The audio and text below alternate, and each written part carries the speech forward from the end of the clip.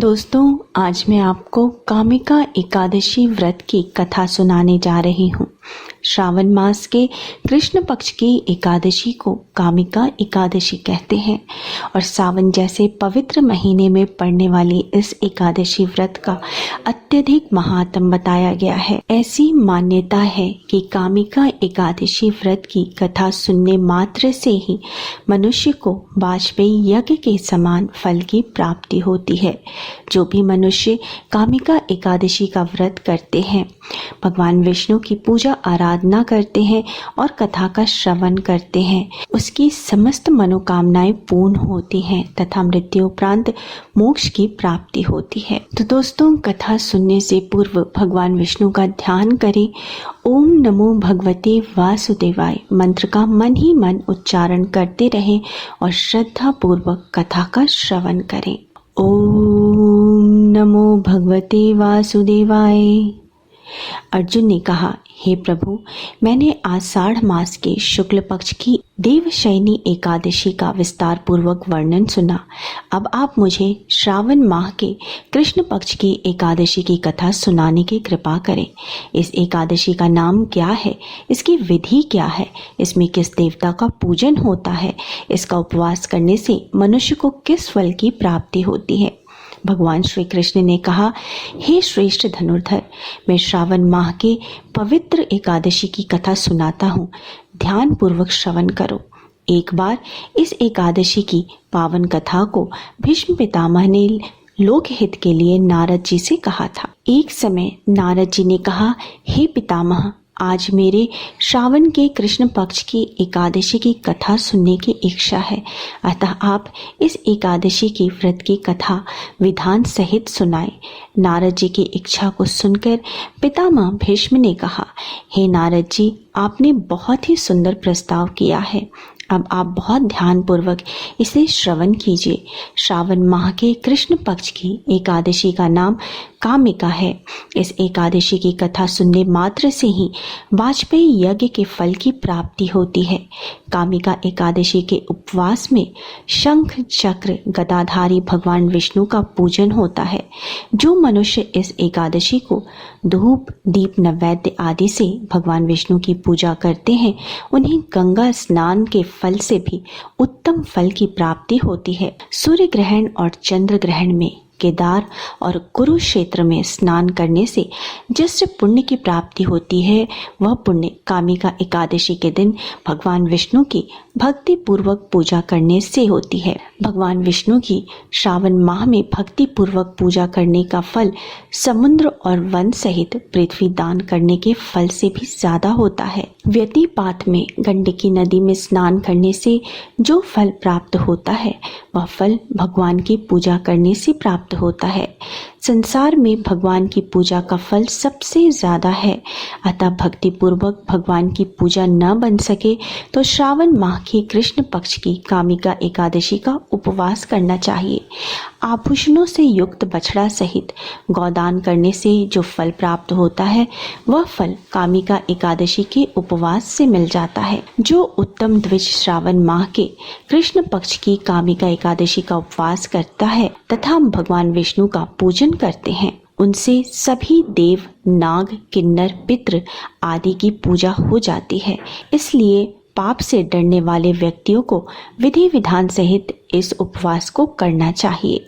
संसार सागर तथा पापों में फंसे हुए मनुष्य को इनसे मुक्ति के लिए कामिका एकादशी का व्रत करना चाहिए।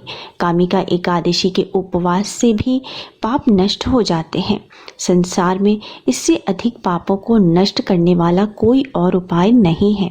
हे नारद जी, स्वयं भगवान ने अपने मुख से कहा है, अध्यात्म विद्या से जो फल प्राप्त होता है, उससे अधिक फल कामिका एकादशी का व्रत करने से मिलता है।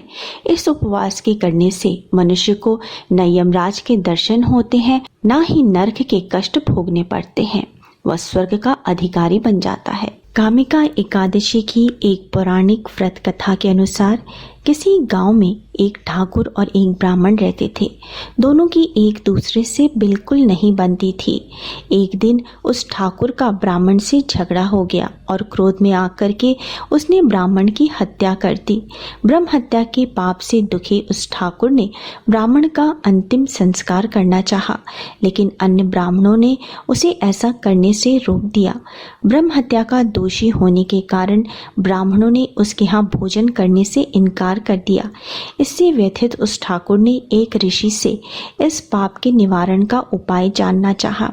इस पर ऋषि ने उसे कामिका एकादशी का व्रत करने को कहा। इसके बाद उस ठाकुर ने ऋषि की आज्ञा अनुसार कामिका एकादशी का व्रत किया। उसके व्रत से प्रसन्न होकर भगवान ने उसे दर्शन दिए और कहा, ठाकुर तुम्हारे सभी पापों का प्रायश्चित हो गया और अब तुम ब्राह्मण हत्या के पाप से मुक्त हो। कामिका एकादशी व्रत करने से सभी तरह के पापों से मुक्ति मिलती है और इसीलिए इस एकादशी व्रत को आध्यात्मिक साधकों के लिए बहुत ही महत्वपूर्ण माना जाता है, क्योंकि यह व्रत चेतना से सभी प्रकार की नकारात्मकता को नष्ट करता है और हृदय को दिव्य प्रकाश से भर देता है। जो मनुष्य इस दिन तुलसी दल से भक्ति पूर्वक भगवान विष्णु का पूजन करते हैं, वो इस संसार सागर में रहते हुए भी इस प्रकार अलग रहते हैं जिस प्रकार कमल पुष्प जल में रहते हुए भी जल से अलग रहता है। तुलसी दल से भगवान श्री हरि का पूजन करने का फल 1 बार स्वर्ग और 4 बार चांदी के दान के फल के बराबर होता है। भगवान विष्णु रत्न, मोती, मणि आदि आभूषणों की अपेक्षा तुलसी दल से अधिक प्रसन्न होते हैं।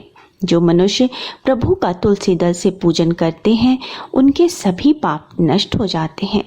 हे नारद जी, मैं भगवान की अति प्रिय श्री तुलसी जी को प्रणाम करता हूँ।